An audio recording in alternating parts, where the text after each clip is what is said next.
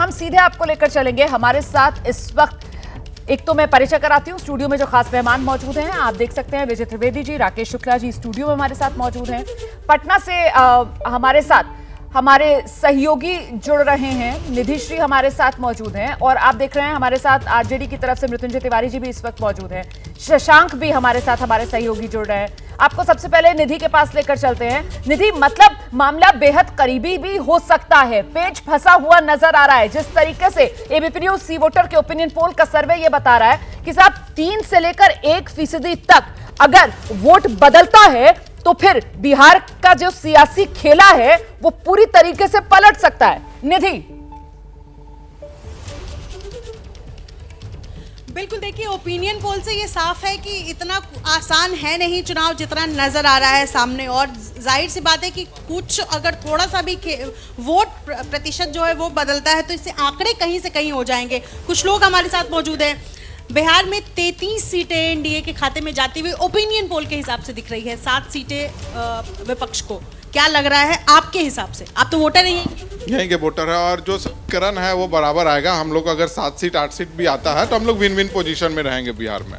अगर हमारी आ रही तो हम लोग उस हिसाब से विन विन पोजीशन में रहेंगे और कोशिश करेंगे कि जो हमारा 8 सीट है वो हमारा एसओबी शेयर ऑफ जो परसेंटेज है वो बढ़ जाए।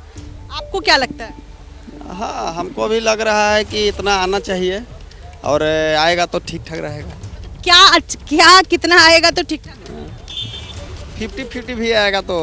विपक्ष को कितनी सीटें आप दे रहे हैं? विपक्ष इंडिया गठबंधन को मान के चलिए कि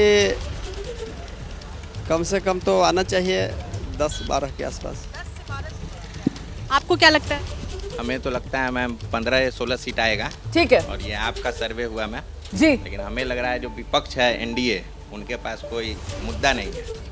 जी बिल्कुल। तो ये जमीन की आवाजें हैं जो सामने निकल कर आ रही है और आपको बता दें 4 ऐसी सीटें हैं बिहार की जहां पर पहले चरण में 19 अप्रैल को वोट डाला जाएगा और इन्हीं में से एक गया की सीट है जहां से इस बार एनडीए की तरफ से जीतन राम मांझी को उम्मीदवार बनाकर चुनाव मैदान में उतारा गया है। पिछली बार यह सीट जेडीयू के खाते में गई थी और जेडीयू ने इस सीट पर जीत भी दर्ज की थी, लेकिन इस बार एनडीए में यह सीट दी गई है जीतन राम मांझी को और वहीं पर पहुंचने वाले हैं प्रधानमंत्री नरेंद्र मोदी रैली करने के लिए। हमारे सहयोगी शशांक इस वक्त वहीं पर मौजूद हैं। जरा जानते हैं शशांक से प्रधानमंत्री नरेंद्र मोदी की इस सभा के लिए किस तरीके का उत्साह नजर आ रहा है। आपके आसपास जो लोग हैं जरा उनसे बात भी कीजिए। शशांक।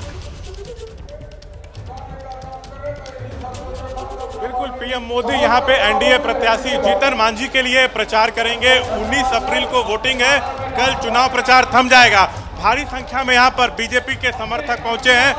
पीएम मोदी आ रहे हैं, उनको सुनने आप लोग आए हैं। कितना उत्साहित है? बहुत ज़्यादा, हम लोग बहुत पहले से बहुत ज़्यादा उत्साहित है, इसलिए मोदी जी हमारे शहर में आ रहे हैं। इससे बड़ी और क्या बात होगी। इस बार अब की बात 400 पार। क्या गया सीट पर मांझी की जीत होगी? क्या लग रहा है? मुकाबला आरजेडी के कुमार सर्वजीत से है। 102% जीतन राम मांझी जीत रहे हैं।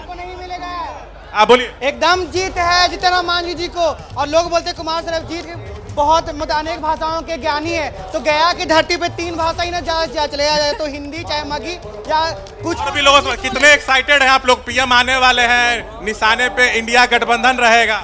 इस बार पूरा हर वर्ग का आदमी जीतन राम मांझी के साथ है। इस बार पूरे मोदी जी के नेतृत्व में 400 पार, अब की बार पूरे 400 का पार। यहाँ पे आरजेडी के प्रत्याशी हैं कुमार सर्वजीत, गया के वो भी बड़े नेता हैं, उनको आप लोग चुनौती नहीं मानते हैं? जी नहीं मानते हैं हम लोग।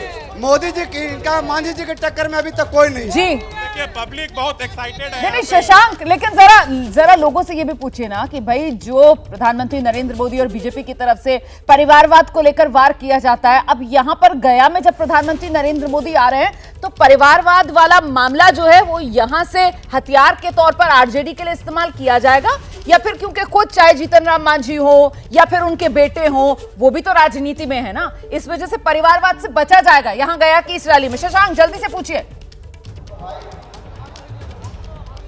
बिल्कुल, पीएम मोदी आ रहे हैं, परिवारवाद पे पीएम आरजेडी को घेरते हैं, लालू परिवार को घेरते हैं, लेकिन मांझी उनके बेटे भी तो राजनीति में है, मांझी भी खुद चुनाव लड़ रहे हैं। तो मांझी जी चुनाव तो लड़ रहे हैं वो सही है, लेकिन ये परिवारवाद नहीं है। ये परिवारवाद नहीं है। अच्छा, ये तो खुद है, उनको पता है कि क्या है नहीं, उनको तो सब स्वयं पता है।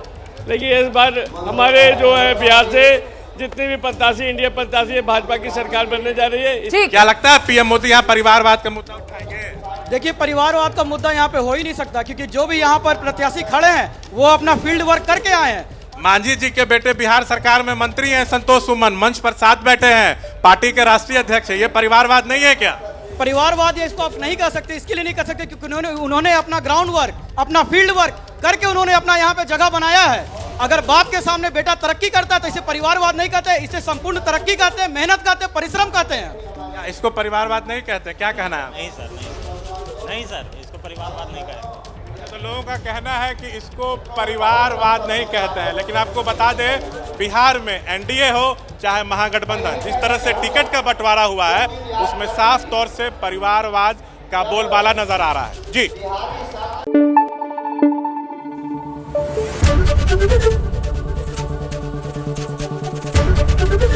एबीपी न्यूज आपको रखे आगे।